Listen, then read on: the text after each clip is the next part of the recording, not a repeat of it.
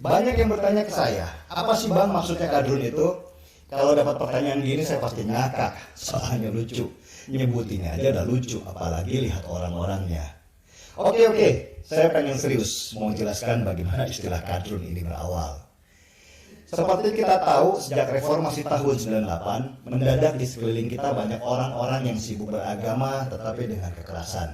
Mereka bahkan dengan teganya mengucapkan kalimat Tuhan Maha Besar dengan melakukan pengrusakan di mana-mana. Dan ciri mereka rata-rata sama, berpakaian gamis dengan cengkok bicara yang ke Arab-Araban. Jenggotnya ada yang tebal, ada yang panjang, tapi ada juga yang cuma selembar. Mereka rata-rata fanatik, kurang pintar, dan selalu menganggap dirinya paling benar. Makin kesini mereka makin brutal. Apalagi di masa pemerintahan Jokowi, kelompok yang berbaju agamis ini kelihatan sekali dikendalikan oleh kelompok politik yang di belakangnya ada mafia yang rela mengucurkan dana besar-besaran untuk menekan pemerintahan melalui aksi massa. Dan masalah besar lainnya adalah kelompok seperti ini selalu mengatasnamakan umat Islam. Mereka seolah-olah mewakili agama Islam dalam melakukan kerusakan, sehingga nama Islam tercoreng di mana-mana sebagai agama yang bodoh dan barbar seperti mereka. Tentu ini membuat banyak orang yang beragama Islam seperti saya tidak sudi disamakan atau berada satu barisan dengan mereka. Enak aja, kita ini Islam moderat yang ramah dan menjunjung tinggi Nusantara dengan segala keragamannya. Kita beragama dengan akal, bukan dengan doktrin dari ustadz-ustadz palsu yang penuh kepentingan dan suka mengkapitalisasi kebodohan. Nah, karena itu kelompok orang yang beragama Islam moderat ini mencoba memisahkan mana emas dan mana kotoran. Jangan sampai ada kelompok-kelompok yang mengklaim agama Islam dan mereka pakai sesuai kepentingan mereka.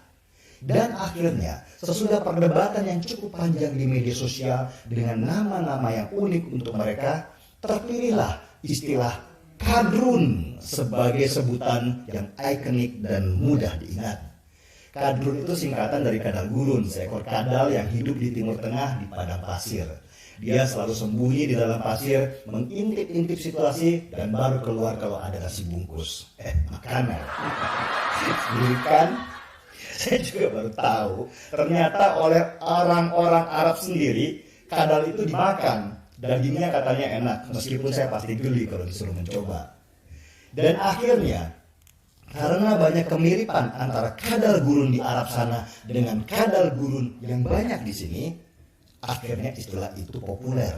Dan dengan populernya istilah itu, maka terpisahlah antara agama Islam dengan orang yang memanfaatkan agama Islam untuk kepentingan politik kelompoknya. Seperti waktu Pilpres kemarin, di mana sekelompok kadal gurun bisa bermutasi jadi kampret ketika ada maunya. Stigmatisasi ini sangat penting karena di banyak negara model-model seperti kadal gurun ini berkembang dan mereka mengatasnamakan Islam. Dan yang mereka lakukan membangkitkan kebencian terhadap agama Islam sehingga muncul istilah Islamofobia. Kebencian banyak orang terhadap kelompok kadal gurun ini akhirnya menimbulkan korban jiwa yang tidak berdosa seperti yang dulu terjadi di Christchurch di Selandia Baru. Jadi sudah paham kan kenapa istilah kadal gurun itu harus ada?